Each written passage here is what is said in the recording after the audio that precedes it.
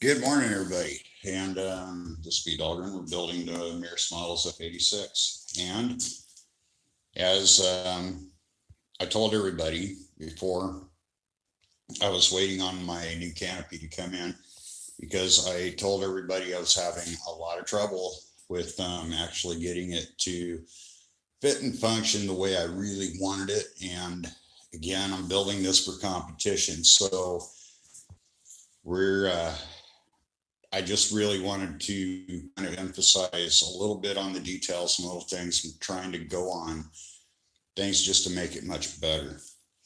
Now, Maguro, and I think it is anyway, he makes these canopies. And if you haven't seen this guy's work, you should.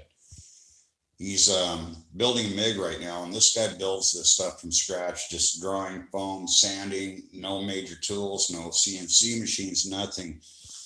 And I gotta say, I'm extremely impressed. It looks great. It's going to take a little bit of work to get it to look the way it needs to be, but it's just the way it is. This is modeling. Now, I'm glad I did this. For the main reason is because my sliding canopy, it will work, but I'm going to have to actually go through and I bought another canopy. And the reason I did it is because I did not like the way mine was turning out. It didn't look right from the front. It just didn't. This one is not centered yet. It's just sitting on there. And I have a lot of work to redo on this before I can actually glass the hatch and get it to where it looks right. It's just sitting on there. It's not all the way down. And when I get it, I want it to fit really tight, like in here. And I got some booger ups and some stuff to repair back there. I actually laminated a little bit of glass to give that some durability. However, I got a lot going on here, but I'm just explaining to you why I'm doing this the way it is because I will be putting a full cockpit in this, and it's going to include a lot of things with the lighted HUD and a lot of things. The pilot's going to be automated. He's going to be looking around and doing his thing. And I'm actually using, I will be actually using some of these new pilots that are out. They actually can scan your head and make you look like you're the pilot. It's actually really cool. But anyway, the one thing I wanted to show you guys was, and the fact is that it was really important that I get the fuselage and glass. And I've had a lot of questions, and I thin every single coat with epoxy down. And the reason I do it is because it flows out and it flattens out real nice. Maybe one thing I didn't make really overly clear is I do actually sand this to 220 before primer. Now I'm on first coat on this one, and that's what it will look like. And again, I do all my filling and everything before I glass this. And the reason I'm doing that is because on the second coat, you're trying to fill the weave, and I put 3 coats on. Now I use 220, and I buy it in rolls. Any hobby, a lot of the good, if there are any hobby shops left where you're at, you can find these. Now, the one thing that I'm going to do here right now is I will center this. I can still use my frame that I built. It actually was a 1 in a million shot that would work. I was actually kind of worried about it. It didn't, but I think one of the main things is that when you get in here and you start looking at little things like this, is that there are things I'm going to have to sand this down a little bit, because I did put that back in there like that. And as you can see, I've already put a base down in there for all these other parts to fit in. Now, it's going to be a deal where I come in, once the flash is actually, he does leave some pretty good spoilage on there, so you can sand it and blend it into this. I want to do it all epoxy right to that frame. And I will simply lightly come in here. I'll trim this all off and I will get this all done. And as you can see, the line where it closes actually did in fact fit, but it is not a straight line. And that's the one thing that got me on this. So I will actually kind of come in, if not rebuild this whole new frame and make this work. Now, a lot of guys ask me about my securing. I just put 2 screws in here and I use 2 6-penny nails, which I'll cut off and they just sit back there. And that's more than enough to hold this, and I'll cut them off. I just haven't done it yet, and neaten that up. And it's not about, I just want this line, after this is finished glass, I'm going to put another line of glass. I'm going to just simply fill this in, get it all sanded off. I'll put the back half of the fuselage on there and trim this carefully on there. And I can actually go in with a pair of scissors and preliminary do it. And I do glass this area, guys. I actually do it. I got some spoilage on there. Just need to trim it off. This stuff sands so unbelievably easy. It's really cool to work with. And I got to order some more resin. It does take quite a bit. It's a big airplane, so it's not surprising. But I can tell you guys, it's like just with one coat on here in between a frame, it doesn't flex at all. It's very hard stuff. Now, the one thing that I will say on this is that I want to reuse this, and I want to I will make it work. May have to do a little bit of sanding in here to make this actually come in, and I will actually take this and actually come back, and I will make this part in here actually work to coincide with this. But if you don't do it, you're gonna have a big gap in there, and that's my fault for doing it that way. As far as Bondo goes, I use anything you can get it in an auto parts store. This is actually a glazing putty. It's made by Bondo, and it's got a hardener in it, and it feathers out unbelievably nice. This one needs one little more coat on here, and then when this is on here, I will come back and finish this. But I didn't do it yet because it takes a while because of customs and stuff to get your parts from Serbia, which is not a big deal. But one thing is that I can tell you is that what's really nice about this is that you're going to get, I wasn't real sure about it, but when you order your canopy through Mears, you're going to get this thinner piece. And this is the one that you'll use to actually go and test fit your windows on. And you use this one, it's thin. You can cut it and trim it to fit in there. And then when you go to when you get real serious, then you can cut your real canopy. So, and this one we will keep before we actually go, and we'll use that one for test fitting purposes and this and that. It's a really neat and excellent way to do it. It comes in this white covering, so you can go. It is clear, and you could actually use it, but it's really super thin. And if you want to use it, you probably could, but I will use this one for a pattern. Now, another thing that I did do, and this is something that really doesn't really upset me, but my rear canopy that I did, I actually measured it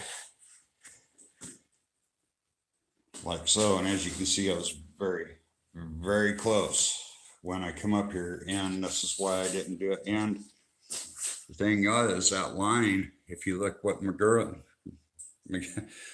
did, or there, I was very close, but I wasn't as close as I wanted to be. And so this is the way I beat myself to death when I was trying to figure this out. And I did actually come very close to actually making it the way it was with the flat metal part. And if I can find, here it is. This is why I did this, because they're off. And this part down here, it would have taken a lot more to do all that. So, and this is a major help in here, getting in and being able to look into that. But I was off. And that means I got some filling to do in here. And this part actually comes around. It's very pronounced on the real jet. So all of this is going to have to be ground out and done, and I'll do it. It's not a big deal. And then I'll get that in glass, and we can start working on getting the actuators and stuff like that in there and start making this work, and start working on the canopy, or the cockpit, which takes a lot of time.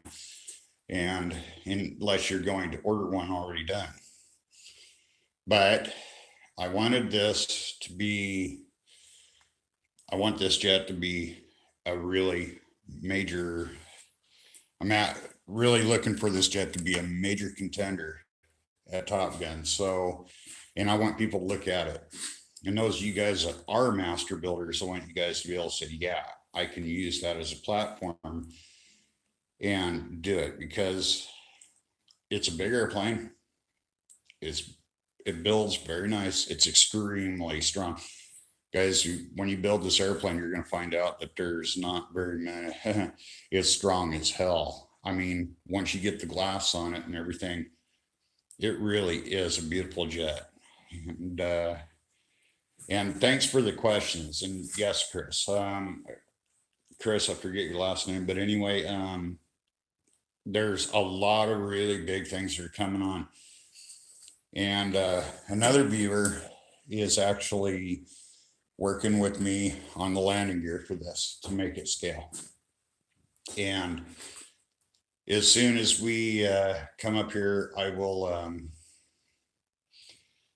as soon as he's gives me okay, then we will talk about it. But I've gotten a lot of really great messages and everything else from a lot of you out there. And believe me, some of the advice you guys are giving me, it's not just me building this jet.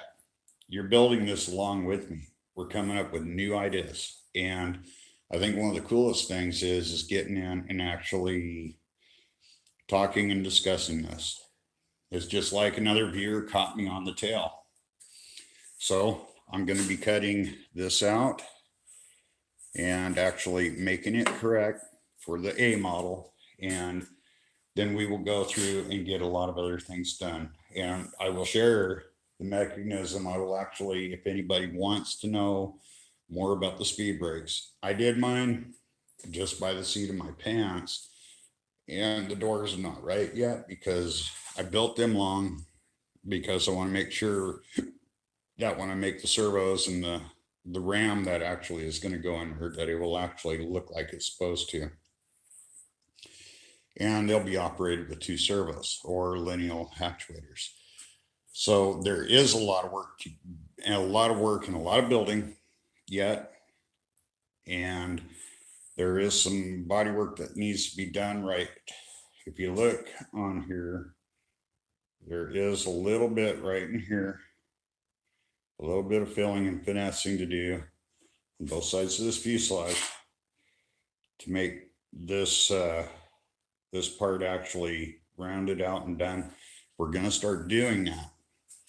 There's a lot of work to do on here to make this scale and make it actually better than it already is. There's some lines that I've seen. What I've done, guys, is okay. Before I quit babbling, what I've actually done is I ordered a 32nd scale model. So, and what I will do is once I get that model, I'll take the halves and I'll actually go and start marking things out for the panel lines and get that right. I do have the material someplace in here. I actually am busy working on a real airplane while I'm doing this one and doing whatever. However, these there are some pieces and parts in here, and I've got to get a second coat. I've got to order some more resin. which is no big deal. And, but we've got a lot of body work to do on this to get these modules done. Once they're done, then I will primer this with, I like the Spray Max 2K Clear. And it costs about 22 bucks a can here in the United States. I've seen it on eBay, of all things, but you can get it locally. And you can save yourself some time. The body shop supplies carry it. And you want to make sure you're using a high build, because that's going to be your first coat on there. And the reason I use the 2K on it is because it won't shrink after it's cured. It's chemically cured. It bonds really good to this. And if you prep your parts right, which you're going to do, then it will bond to that. It'll fill whatever weave there is, and it's going to work like it's a surfacer. It's exactly as they say it is, and it'll be good. And then I will use Duplicolor over the top to do the panel lines. And I like it because it sprays good, it dries quick, it sands extremely easy. And I may even try another experiment on this just because. Now, a lot of guys have asked about, a lot of guys are inquiring about my laminating method and everything in putting this in. Well, the main thing is that, okay, and again, you guys don't have to use epoxy. You can use anything that you want as long as it's a finishing resin. Don't use regular fiberglass resin on this, because you will sand this stuff and you don't have the window you do with the Z-epoxy. And I would use any kind of epoxy. Don't use fiberglass resin. Guys, that stuff is, to me, working with polyurethane or the vinyl ester or the polyester resins, I worked with them for years and I hate them. I mean, it stinks. It just is done, and it's downright dangerous to use. I mean, I know a lot of guys that do it. I won't touch polyester or vinyl ester. I don't like anything that has an opportunity to catch on fire and create its own oxygen. I mean, and it does. The nice thing is, I want to explain again about using the materials I do, is they're safe. This stuff here, yes, it's flammable. Yes, there's other things, but it's not worth the chance of, I've never seen a batch of epoxies. They will get hotter than hell. But one thing is, like I've told everybody, and again, I like to favor my resin about 51 or 52%, and only put about 48% of the hardener in there to get that. And the one thing I want to explain about that is that the fact is that this stuff is called non-aerobic. It doesn't need any oxygen or any atmosphere whatsoever to cure. It will do it itself. It's a chemical reaction. Once it's hardened, it's hardened. And the longer it takes to cure, the better off it is. And another thing I want to show you guys is on there, if you get little tiny gaps in it, it's not a huge problem, because it will fill and it will penetrate all the way through. All these little spots you put in, you can't even feel them. And another thing somebody asked me about, I thought I put it in after I'm done sheeting, and before I do my final sanding, I do actually spray the whole entire model down, and I get it wet. I mean, I soak it with Windex window cleaner, or anything, any kind of window cleaner that you got will work. Also, you can take a spray bottle with ammonia, and you can put it with hot water. You can mix it together. You're going to use, if it's, you're going to fill it damn near half, or at least a quarter of a bottle with ammonia and hot water the rest of the way. Don't put anything else in it. And basically what that's going to do, when you spray the whole model down, you want it to look like that. You want it that color. and you just want to let it set. Don't wipe it. Don't do anything to it. Just spray it, hose the thing down, get it wet. And what that will do is it's going to do two things. For number one, it's going to case the wood, and that means it's going to raise the grain. Number two, it's going to relax every bit of tension there is on this wood. And a lot of you guys have asked me about this, is how I get these really nice, beautiful curves. Well, I get them wet, and I wet form everything. I'll put it on there and let it dry overnight before I do it. Now, when I'm planking, I like to go as wide as I can, but if they're over an inch, I will soak them too. And I would just clamp them on and let them dry. Then when it's all done, I use Gorilla Glue and yellow carpenter's glue. Just make sure you get something that is non-foaming. And you absolutely want to make sure that it is waterproof glue, indoor, outdoor use. And Gorilla Glue is what I use. It's just good. And I do use syringes to inject it into any voids. And it will wick really nice. And the wicking means it's going to make its own little gust all the way around that part. And it works amazingly well. And I use a ton of clamps, pins, whatever. I mean, it's whatever you can get to keep the wood tight. You don't want any huge gaps, and it takes a lot of sanding. And I've showed this in a lot of ways, but what happens is after you get done with it and you've done the wet out, it actually de-stresses the wood. It cases the wood, which is what you want to do. You want to raise the grain because balsa is a hard wood. You know it's soft. And then what happens is after that, you can fill or do anything it was. But the one thing I can't emphasize enough is don't over sand your fuselage. I do my filling first. I always fill, I use anything that this is going to go with. And like this spot right here, that's just regular automotive Bondo, guys. Just like my nose. And the reason I did this is because I screwed up when I started sheeting and put one piece in the middle, and it made a big point. So I'm not infallible, but I didn't compromise the jet in any way. Basically what we're doing here now is we're making sure that all these things are completely kosher. Now, if you look in the tunnel here, you want a little bit of extra in here to go. And I usually will wait until I get the second coat on before I trim it off, and it just zips it right off without any problem. And you want to make sure you got it, because when you do trim it, like I did this one, and under here, when you put your new coats on there, this is what happens. Your seam disappears. Now you're going to see a little bit of a seam right here, but once I put another coat on this, I will sand this down lightly, very lightly with 220. Any of these little spots like in here, I will sand with 220.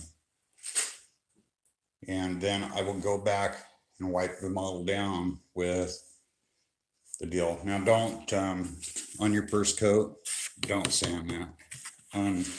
Put your second, make sure you have 2 coats on first. You need a little bit of resin work. You're not putting a lot of weight on this airplane, fellas. A lot of guys have emphasized, what is the weight of that thing going to be? Oh my God, it's going to be a brick. It's not. Guys, this has only got about, it's 1 ounce cloth. The math says that it's completely wetted out. That 1 ounce cloth per yard is an ounce. Okay. You got a 12 ounce bottle of, basically mixed. You got 12 ounces. Bigger one here. Yeah. Those tail surfaces have gone through just about 6 ounces, but mixing it up the way I do it, you're going to get, I don't know. You're only going to be adding approximately to this whole fuselage by the time it's done, you're not even adding a pound to it, or you're not going to be adding that much to it. So with 3 coats on here, I mean, this airplane right now put together with the tail and everything done already on it, it's only about 13 pounds. And we got about 13 pounds of gear going in it. So we're going to be looking at about between 36 and 42 pounds for this jet when it's done. And I'm adding those and everything else. So there are a little things that are going to add a little bit of weight. But technically speaking, guys, you should be able to get a 140 sized engine to fly this thing beautifully. As it is, I was informed by Mears. Anyway, he has posted on my deal that the prototype airplane number 1 has almost 500 flights on it without any issues. And it's like I said, we're warning a lot of really cool things coming out here, gear doors, lights, the whole thing. I do things a little bit differently than some guys would actually do, but I can assure you that once we're done here, and once you're done with yours, I mean, I think one of the biggest things that a lot of guys have always kind of asked is that, well, you can build this jet almost complete for what you're going to spend. And I'm not going to mention any names of any other kit manufacturers, because we're builders. We're building our airplanes from wood, and we're more or less scratch building. So you come to your own conclusion on which direction you want to go. But I do know that if you guys do buy the F-86 or any of the others, if you're going to do a lot of things I'm doing or not, then this is a must-have. It simplifies it. And they weren't available when I got the kit. Otherwise, I would have already had it. But as I can tell you, that building the thing and doing measurements off of drawings, if you know how to do that, then I was not very far off. This is not where it was. This is the line that I was looking for. But if you look where Maguro actually did it, then he absolutely nailed it. So these are the little things that we want to be kind of looking at and done. But again, I believe that to be an absolute must-have to do. And so I will use this as, I'll just use it. And I've scratched it. I've dropped it so many times and got it so buggered out that it's not even funny. But anyway, got a lot of refitting, a lot of other new things to do here. So anyway, thanks for watching, and I'll see you in the funny papers.